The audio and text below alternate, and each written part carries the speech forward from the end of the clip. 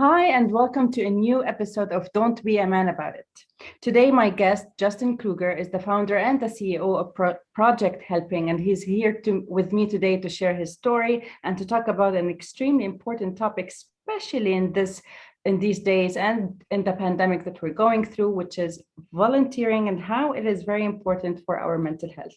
Justin, before we begin, hi and welcome. Well, hello. Thank you so much for having me. I'm excited to be here and excited to talk about something that obviously is so near and dear to my heart. Same. Thank you for making the time. I know it's early in the morning where you are. Yeah, not too early. I have little ones, so I'm up either way. Thank you. So, Justin, before we dig in, how is your heart feeling today? Good. Today's the first day back at school for our kids, the first day back in person. There's been a lot of obviously challenges over the last year and a half. But my kids going back to school in person gives me a lot of hope. They're back with other human beings, which we'll talk about the importance of that sense of connection and how that impacts their well-being. So I'm excited for them. It's good to see them back to school. I think they missed the social interactions and engagement with other kids. Yeah, totally agree. So, Justin, you are the CEO of Project Helping, but there was a process and there was a journey before all of that. So, just take us through your journey and who is Justin? Yeah, thank you. So I grew up in a ridiculously small town in Iowa, which is a Midwestern state here in the US, and the town had 900 people in it, so incredibly small town. And it was strange because not a lot of people where I grew up were passionate about golf, which is actually what I grew up really. I wanted to be a professional golfer. That was my dream. And so I played a lot of golf, played college golf, went off and tried to play golf professionally, which obviously didn't work out, but probably for the best for me that it didn't.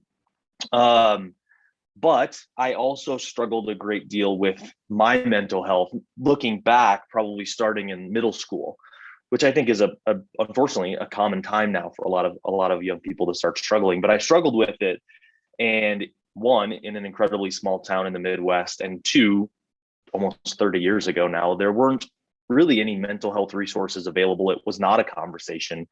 So I struggled very silently. But I always had the perception that if I became successful professionally, that would make me happy personally. So it was always about being successful, making money, having a good job, and portraying happiness outwardly, which at that point, my assumption was that meant you were happy internally, which we all know is not necessarily the case at all. But so I chased that path, and the first goal along that path was to try to be a professional golfer, which of course comes with all the notoriety and societal markers of success like money and recognition and all of those things. But that didn't work out. But I did end up landing a really amazing corporate job in the golf business, actually. And by 24 was making more money than I ever thought possible. And so had all of those sort of societal markers of success, but I was struggling really intensely with my mental health, so much so that I was actually hospitalized after having a full-blown panic attack. And so I've seen sort of that entire spectrum of kind of the mental health impact that it can have on you personally and on your family, and then what that system looks like. So I went through that hospitalization and subsequent traditional treatment, which was fine, but it didn't feel sustainable to me. It didn't feel like something, it felt like, something I was trying to avoid. I was trying to avoid traditional treatment or mental health treatment in general because I didn't want anyone to find out. So I didn't really do much about it. And when you don't do anything about your mental health and you've been struggling, that's a recipe for it to get worse, which it did for me. So my job moved me to Denver about 12 years ago now. And I was in a really bad place then, so much so that I had put a plan in place to attempt suicide. And ironically, about that same time, I had started dating someone because I was like, yeah, this is a healthy time to start a new relationship. But we had started dating and we had been on a couple dates, and she invited me to volunteer And I only went because I got invited by someone I was dating. And we went to volunteer, and we were going to be building a garden, like an urban garden for a low income middle school here in Denver. And I am a terrible gardener. I don't know anything about gardening at all. Same. But yeah, but showed up, and I remember I showed up for all the wrong reasons, right? Just because I wanted to impress this person. But I remember they started to explain what we would be doing and how it would matter and how it would help the kids. And that sense of purpose, that sense of like, I'm actually doing something today that matters, right?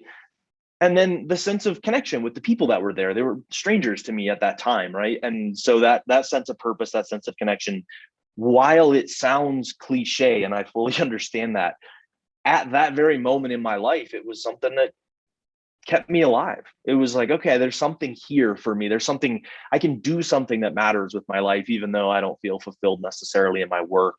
And so I started to volunteer all the time. I started to volunteer everywhere I could, anytime I could, and grew quite frustrated, frankly, with how hard that can be just to go help someone, just to sign up. And so that culmination of experiences, that like experience that I got from helping others, the positive impact that had on my mental health, and then the fact that it needed to be more accessible was what led me to the idea for Project Helping, which was there's something here. It's helping me. I think it would help other people. But if we're gonna do this, it has to be easy. It has to be something people can access, because if not, it's another mental health resource that's not accessible. And I don't want to do that. So that was 10 years ago now. I started Project Helping sort of in my basement as a side hustle. And here we are now, 10 years later, having done, gosh, almost 3,000 volunteer events. So it's been a wild ride. So yeah. Well, So here we are. Every time someone shares their story and says that they attempted suicide at some point in their lives, I just feel like I want to check in, take a moment, take a breath, and thank you for being alive. So thank you for being alive, and thank you for being here and for sharing all of that. We're definitely going to go more into details, but I'm grateful that your life just took a whole different direction, into a better one. The first question that really popped into my mind, and which is very important because I do work, my role as a coach here, I work with a lot of business leaders who have everything, but they're not happy.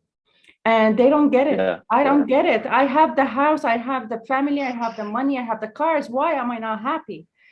So why do you think we have reached a point where we still associate with all the knowledge, with all the resources and the awareness campaigns, and even the case studies that we see and we touch and we feel, we still in the back of our heads associate success to money, or you know what I mean? And then mental health, as you explained, it leads to a panic attack. It leads to negative thoughts and this spiral that never ends.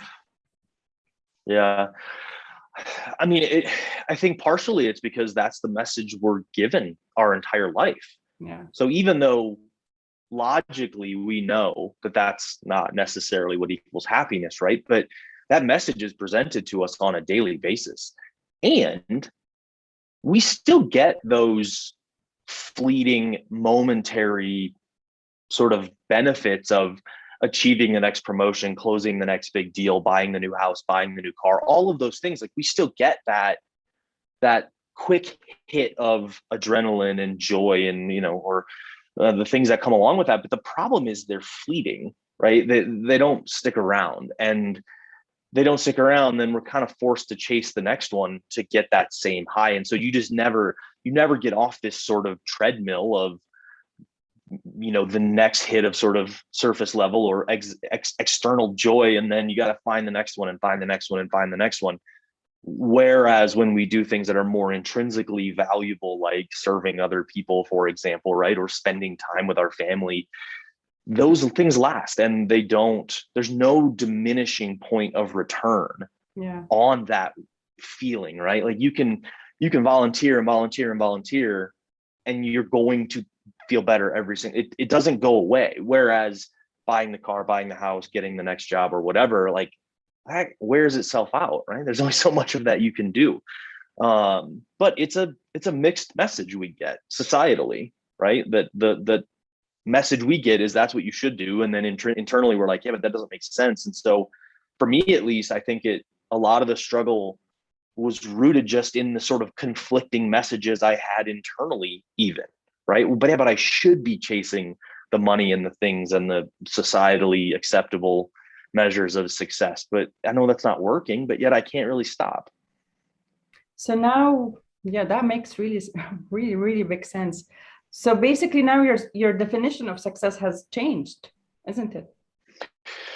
It has, yeah. And Okay. it's, So how yeah, does I a mean, really my successful definition, Justin shows up? I've had this conversation a lot with people, and I think that I was a huge like goal setter, and I had to set goals, and I had to reach those goals, and I don't set goals anymore. I don't have goals that I reach towards, which is a really weird thing to say. You said I do intentions. have, What do you do? I have three, call them guideposts in my life, and that is it. So I want to be a better husband, a better father, and I would like to run this organization until I can't anymore. That's it. Those are the three things. And I feel like if I frame every decision in my life in that context of I just want to be better things I do, that's not an attainable goal. So, I've learned to enjoy the process, I think is the biggest key, right? I've learned to enjoy the process and learn to understand that 29 out of the 30 days are going to be really hard running a business, even one that so closely aligns with my passion and values, and one that I am so deeply passionate about. A lot of days are still going to be really hard, but I've learned to enjoy the process, I think is the key, as opposed to measuring my success by the outcome. That's a very good catch, to enjoy the process, because a lot of people would be overwhelmed with the results that they want to go to, and or goals or targets, that they forget what they're to live in the present, to just, you know what, take a breath and Yeah. enjoy the process. So it's Yeah. it's Yeah. how before I go to ask about the volunteering thing, because I have a lot of questions. How do you Yeah. think someone can genuinely enjoy the process and just be in the present? Because it's not easy to just be mindful and sit in the present. Yeah, it is not easy. And I think it is something that I am forced to constantly, every day or multiple times a day, remind myself of.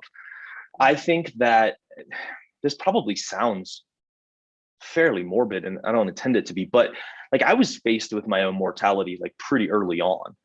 So at the end of the day, I'm pretty consistently reminding myself that like you never know how much time you have, and you get one shot at this thing, right? So let's like try to do something great. And what is failure anyway, right? Like I would rather try to do something really unique and something that helps people and fail at it than regret not having tried. And so I think it's just that mindset but it's a daily reminder for me. It's not like I don't just say it once 10 years ago and then I'm good, right? I still get stressed out. I still get worried that the results aren't what they're supposed to be, but I have this sort of baseline understanding that it's okay. Like I'm just going to do the best that I can every single day. And I tell my kids this, I tell my wife, and I talk about this all the time. All you can do is your best. That's it. And there's a lot of things you can't control. So that's kind of my motto is like, all I can do is my best and keep trying to get better. That's it.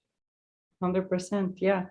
Um, I just want to go back to when you were having a panic attack and attempted suicide. Did you have any safe space for you to be yourself and chose not to express what's going on with you? Did you have a support system, or what was the reason that pulled you back from saying, hey, I'm not okay? No, I didn't really. I think that this isn't an excuse, but again, like where and when I grew up, that was not something that was talked about, right? Like sharing your feelings was frowned upon essentially. So not necessarily by my immediate family, but just sort of societally, right? Yeah. Like that's not what we do. I grew up in a farming community, right? Like suck it up and go to work. That was not sort of the mindset. So I think I had to struggle and not share it to learn that that's obviously not healthy for me. So I didn't have that support system. I didn't have an outlet that I felt comfortable with. And I've talked about this a fair bit too, but I think a big part of stigma, in my opinion, is the self stigma, the lack of understanding of what I'm dealing with. So if I don't understand it, how am I going to verbalize it to someone else? How am I going to explain something that I myself don't understand? And so that was something, maybe again, that self pressure of like, I refuse to outwardly be bad at something at that point in my life, right? Like I refuse to let people think that I don't know the answers to anything. Well, how do I explain that I don't know what's going on with my own mental well-being? That's a very common one. That's a very common one. Yeah. All right. So I do not a lot, but I do volunteer every now and then as much as I get the chance here in Dubai. And I know that volunteering can help to reduce anxiety and depression, and it gives you this sense of joy and satisfaction that you really cannot explain.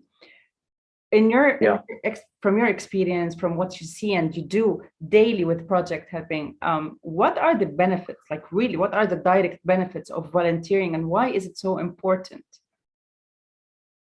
Yeah, we are hardwired as human beings to want to help other people and help other people connect with other people. We're social animals by nature. And I think that one of the reasons that we struggle is we lose sight of the fact that we can do things that matter and that we matter. Like all of us matter, and you can do things that help other people. And there's really nothing more core to who we are as human beings than being part of a community. And being part of a community means helping other people. But I think we lose sight of that. I think it goes back to what we talked about with the societal measures of success. You know, we're taught that like it's get the house, get the car, get the money, but to do that, you got to run people over. And I think that's counter to who we are sometimes as human beings, right? Like we're meant to help, we're meant to be part of a community. And I think volunteering, and not even just volunteering, but just the mindset of I'm going to go out and look for a way to help someone today. It doesn't have to be a big volunteer commitment, but it's just that, you know, we call it kindfulness internally. Like it's just that mindset every day that I'm going to go be as small as it might be. Maybe it's just letting someone in traffic, right? Maybe it's like something small, but that mindset of what am I going to do to help someone today is a shift in kind of how we tend to look at the world around us, instead of everything being such a competition all the time. You reminded me of something happened to me when I first moved here to Dubai. That was almost 6 years ago. And I went to a coffee shop with my friend. I was just not really used to where I am. I needed time to adapt and all of that. And I'm smiling to the waiter, asking him about his name. How was your day? Thank you. And for me, that was common sense. Right. We went back and I came back in a week or so. And that same waiter came to me and he said, can I just share something with you? And I was like, of course. Thank you. You really made my day last week. And I was like, what did I do? He said, right. The coffee shop was full house, full of people, full of clients. You were the only one who asked about my name, my day, and just smiled at me. Yeah. And it made me think, like, what? Yeah. It's insane that something as small as that is still needed, and it's still, people are not doing it. We still do podcasts like that to tell people to be kind, to remember to smile for a stranger, to volunteer. Yeah. Yep. Exactly. Yeah, it is. But it's the little things, right? Like you made his day, and who knows what he was struggling with or going through too, right? Like that made his day. And so you were kind to him. That made his day. His interactions with other customers were probably more pleasant, which maybe made someone else's day, and that continues on. It's a cycle, 100%. So tell me more about project helping. How does it work? Who could be part of it? I know that I'm in Dubai, but people listening could maybe, see how they can help you. And do you have a specific age range to join? Yeah. So as I said, our whole mission was, we're going to make this a mental health resource, and we want it to be accessible. Yeah. So to make it accessible, we have to make it ridiculously easy for people to volunteer, right? Because it's something we want people to be able to do every day. So we have three sort of key pillars to that. One, we host in-person volunteer events. A little bit more challenging right now, of course, with COVID, but pre-COVID, we were on pace. We would host about 700 volunteer events per year. So multiple a day in most cases, with anywhere from 8 to 12 people at each one. We try to keep them small enough so people can connect and not feel overwhelmed. So that's one, we host these in-person things. That's a little more challenging because they're mostly in Denver right now. But we are launching in Phoenix, New York, San Francisco, among other markets coming up over the next few years. So that's exciting. Then, because there is social media and the internet, what better way to reach people than that? So we actually built our own technology platform called Kind Hub, and it's essentially a social media network for doing good things for people. So you can go there from anywhere in the world, right? We have a free iOS and free Android app where the website's free. You go there and you share the good things you've done. That's it. Do good things, you share them, you earn points for that. You can redeem those points for donations to charities of your choice. And you can connect with other people who are doing good things and encourage them to do more good things. So there's an online tool that's completely free. Oh, my alarm just went off. There's an online tool that's completely free. And then we also have this product essentially we built called Kind Kits. And that stemmed from this thought process.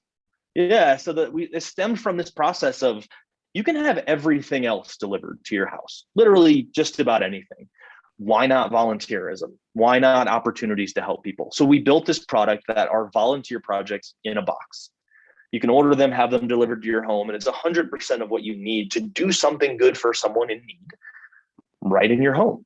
And so what better way to make it easy for people than go on our website, order a box, have it come to you, and spend an hour doing something good for someone. So those are the ways that we sort of make this easy, right? We have in-person, we have an online platform, and we have something that can be delivered to your home. So we feel like we're trying to cover all of our bases here on how someone would access our mission.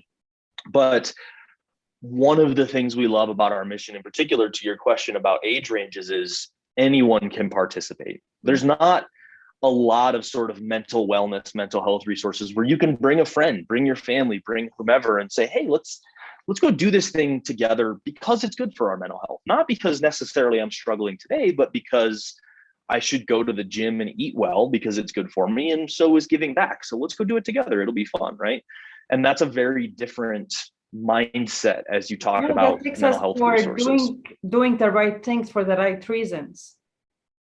Yeah, right. And frankly, being proactive and being mindful about taking care of our mental health before it's urgent, right? Like being proactive. So that's really one of the things we love is we have a lot of families that participate. We have a lot of, significant others, partners that participate, friends that participate together, companies that participate together. And so that's one of the things we love is it's so ridiculously accessible. I love that. I don't know why it crossed my mind that would be a great date. If someone wants to take someone, absolutely, date, that would be an amazing activity. Well, that's how this whole thing started for me, right? It was a date. So there you go. It makes sense. I love that. And Justin, how old are your kids? Wow, that's a good question. So I have our oldest is 18, graduated high school last spring. So we have 18, and then our youngest is 9. So we have two boys and 2 girls. So 18, 16, 13, and 9 as of today. So yeah, it's we have teenagers. Teen mental health is a big topic and conversation for us. I was just it's a handful. About to ask. Yeah. I was just about to ask, how is your not relationship, but how is the mental health discussions going with the boys? And are they comfortable enough to express their emotions or to sit with their emotions? Yeah, so we've had a lot of talks about mental health. We do talk about it all the time. All of my children, except the little one, currently see a therapist once every 2 weeks. Not because anything happened per se, but more so because they can. And it's good for them to have someone to talk to that's not us.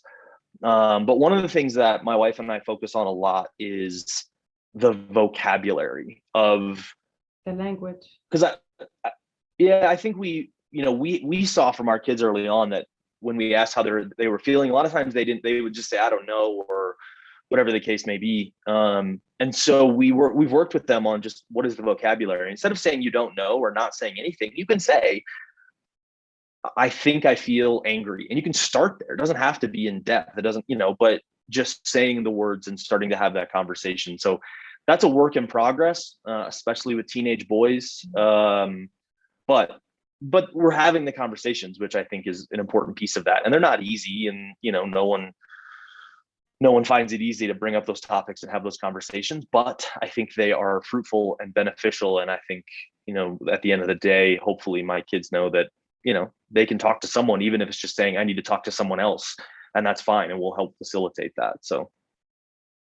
Well, Justin, with all the work that you're doing with your story, and even with how you have introduced mental health conversations in the house, you are technically or basically breaking the chain and allowing the new generations and the ones to come to just live authentically and be in acceptance or in peace with their emotions, regardless of what they are. So thank you. Yeah, well, thank you. I appreciate that. I like that. Yeah. So do you have, let's say someone came to you and, I don't know, you wanted to give them some tips on how to find something that matters to them and actually do something about it. Yeah. What would those, let's say, top 3 tips be? I know it's a very cliche question. Yeah. No. I think that, I think number one is frankly trial and error. I think you have to experience things before you can understand if you're going to like them or not, right? I would have never thought that I was going to enjoy a gardening volunteer experience, but it led to a very life-changing realization for me. So I think try, right? Just try things, but try things with the understanding that you may like them and you may not. And then I think 2 would be, when you find a thing that you like, follow through. And that's really hard sometimes, but like just follow through and build the habit of doing good stuff, because doing it once isn't gonna be enough, frankly. And then I think 3 would be, have some grace with yourself. I think understand that this is a tool. It is not a full-blown solution, right? Like everything we do, I feel that way about therapy. I feel that way about medication. I feel that way about anything related to our wellness. Is it's never going to be one thing, but have the tool in your toolbox and diversify those tools in your toolbox so that you can call on them when you need them. So those would be my 3 things. I love them. The last question for you would be, what would you say to the young Justin? Let's say the 13 or 14-year-old Justin. I would say that it is okay to fail, because I didn't believe that, right? Failure was not something that was accepted. And now I kind of like failing, because it means I've tried something and, realized I can't do it. So, and we're all going to fail anyway. So learn how to fail. Fail and do it again and again and again. Yeah. 100%. Yeah. I mean, just learn how, right? Like, I think once you learn how to fail, you're more likely to try things. You're more comfortable with it. I feel you're more comfortable with it. Yeah. Like I've been raised by a very understanding parent, which was my dad. He was very open-minded. He was someone who says, go experiment and then come back to me and see what we can do better. But then on the other hand, I had my mom who kept saying that if you do not succeed, then you are a failure. If you do not do that, then you are a failure. So I grew up with that mindset that I'm going to be a failure anyway. So why should I try doing new things, until I actually worked with a to break that. I would say, I would say no one has ever succeeded without failing. That's impossible, right? True. But with the people that I work with, you would be surprised of how many people that have it seems that they have their lives, all together with the business, with the work, with the money, with the family, and they still see themselves as undeserving of success, undeserving of happiness. Right. No, absolutely. Well, there's, we all, I think, struggle with imposter syndrome at some level or another, right? So. Yeah, that's how. Thank you, Justin, for being here. I really enjoyed Yeah, thank you. hearing that story from you directly. And thank you for what you're doing. Basically, you're just saving the world one act of kindness at a time. That's the goal, right? Yeah, yeah. So thank you. Do you have anything, would you want to say anything for men listening to this? I think the motto that I've come to live by is success does not create happiness. Happiness creates success. So be happy. Oh my goodness. Why is this happening? It's a sign for something. So I don't know what is it yet, but yeah. No, yeah, that would be the thing is I think, work on finding the things that make you happy before you work on finding the things that make you successful. and pay it forward. Exactly.